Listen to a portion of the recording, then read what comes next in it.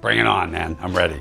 I'd go to Gregory Peck's. He did so many extraordinary films and also stood for so much in our industry that he was the president of the Academy, and he was also Atticus Finch, so I'd like to do that. Or Newman, or Spencer Tracy. I'm naming them all now. I would think they would show something really embarrassing first. I did a show called Street Hawk, where I played my own evil twin. And I think I got my SAG card on that one. I have a great mullet, which I'd like to have back. You show that, and then you talk about the miracle that I still have a career.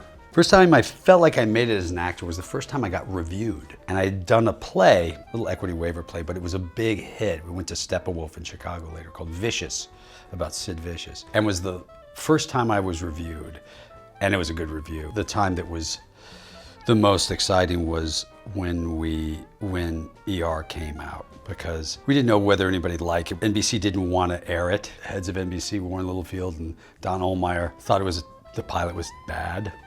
That's a true story. We were opening the same night as Chicago Hope, which was another hospital show with Mandy Patinkin. And they said it would double us, and we doubled them. And we were talking with Noah and Tony Edwards and Juliana. And we all thought, okay, well, maybe we have at least a year's worth of work, which is everything for an actor, Julia. First of all, she's a great planner, and I don't trust Matt Damon to plan anything. Brad's a flake. I would call Julia. Cheadle too, he plans things out too. So it would be one of the two of those, but probably Julia. Well, a lot of it was from Soderbergh, because we had been partners at that point.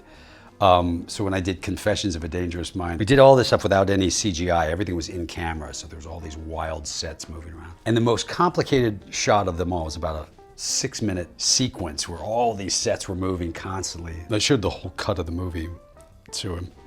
And he goes, great, you're gonna cut that scene. And I was like, you're smoking crack. And he goes, that's a good shot. You're gonna cut it because it doesn't further the story. And for about 3 months, I was like, you're out of your mind.